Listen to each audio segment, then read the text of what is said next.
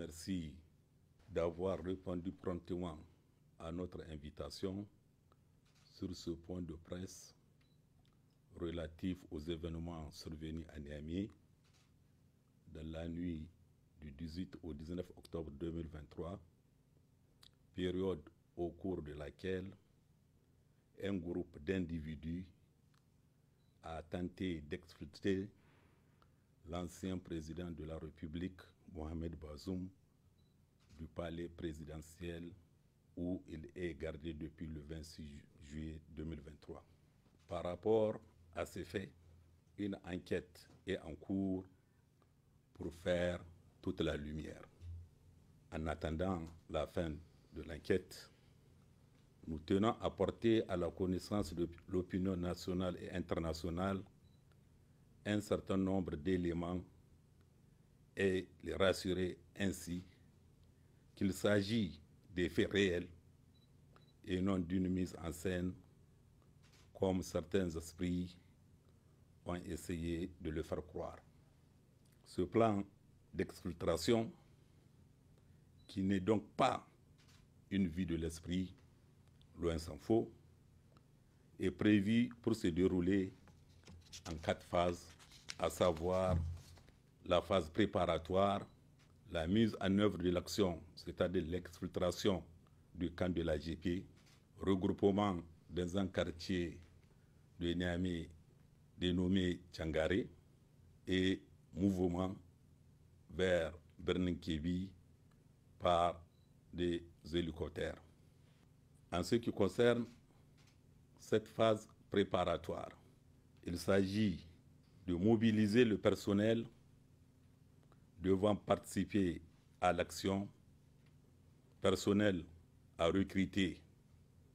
au sein de la garde présidentielle, de certains membres de la garde rapprochés de l'ancien président Bazoum, ainsi que dans certains membres de sa famille. Il y a également de l'espionnage et des renseignements sur le dispositif de la garde présidentielle à travers des prises de vue, n'est-ce pas, du camp de la garde présidentielle, des filmages, n'est-ce pas, du camp de la garde présidentielle, dont les images sont envoyées aux Français par l'ancien président de la République, c'est-à-dire Bazoum Mohamed. Il y a également la phase de repérage et d'identification du terrain propre à l'atterrissage d'hélicoptères devant acheminer l'ancien président et sa famille vers Berninkebi au Nigeria. Il y a également la désignation d'une maison au quartier Tchangare de Niamey destinée à être le point de regroupement après l'exfiltration du camp de la garde présidentielle, lieu à partir duquel l'ancien président et sa suite devaient être conduits à l'ère d'atterrissage des hélicoptères. Il faut noter, bien sûr, que le service de sécurité ont eu vent de la préparation du plan d'exfiltration du président déchu et que la surveillance mise en place a confirmé leurs soupçons. En effet, dans la nuit du 18 au 19 octobre 2023, à 3h05 exactement, l'ancien président, sa famille, sa sécurité et ses cuisiniers transportant divers colis ont été interpellés par 2 adjudants de la garde présidentielle alors qu'ils se dirigeaient vers la sortie du palais. Au même moment,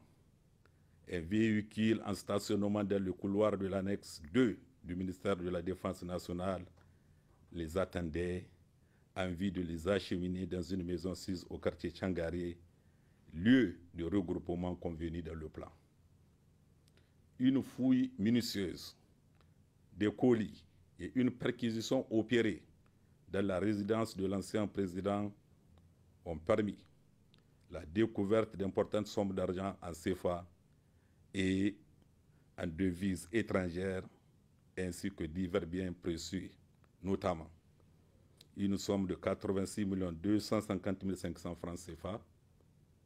17 017 dollars américains, 3 835 euros, 5 livres sterling, 16 CD, 2800 grammes d'or, 333 grammes d'argent, 3 ordinateurs portables, un appareil photo, une antenne de couleur blanche, 2 disques durs, 12 clés USB, 13 téléphones portables, 2 talkie-walkie, 25 actes de cession, 6 titres fonciers, plusieurs puces RTL, une tablette, des bons d'essence d'une valeur de 110 000 francs CFA, une radio Bluetooth, des cartes de rechange des réseaux Move, RTL et Zamani d'une valeur de 133 000 francs CFA, une dizaine de téléphones portables détruits, une arme PA de marque Beretta munie d'un chargeur garni de 14 munitions, une bague électronique. La destruction des téléphones portables autorise à penser que des preuves ont sciemment été détruites. De nombreuses pistes de téléphone indiquent des utilisations uniques pour des appels en vue de brouiller les pistes. Les bijoux et autres effets personnels de l'épouse de l'ancien président ne laissent aucun doute quant à un projet de départ définitif de lui. Il y a lieu de noter en outre qu'une somme de 68 millions de francs CFA et de fortes sommes en devises étrangères ont été saisies sur certains membres de la garde présidentielle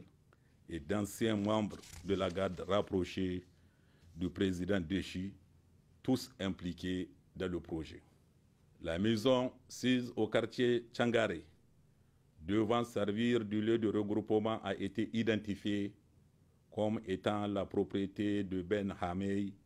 un ancien membre de la garde rapprochée de Bazoum. Celui-ci a opposé une vive résistance à son interpellation en ouvrant le feu sur les éléments de FDS, blessant grièvement l'un d'entre eux. Une perquisition dans sa maison a permis de découvrir et de saisir un certain nombre d'effets, dont des armes à feu, notamment un pistolet automatique et un fusil AK-47, des chargeurs et des munitions. En outre, il a été relevé la présence d'un groupe de charlatans en plein travail. Il est à noter que l'épouse du nommé Ben Hamey, cerveau présumé de cette opération, a été isolée du monde extérieur par ce dernier pour éviter toute fuite ou dénonciation. D'ores et déjà, 23 personnes civiles et militaires ont été interpellées dans le cadre de cette affaire. Leurs interrogatoires se poursuivent. À la fin,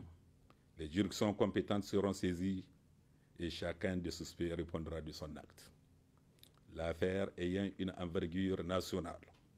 parce que touchant à la sûreté de l'État, le ministère public s'engage à communiquer à chaque fois que de besoin.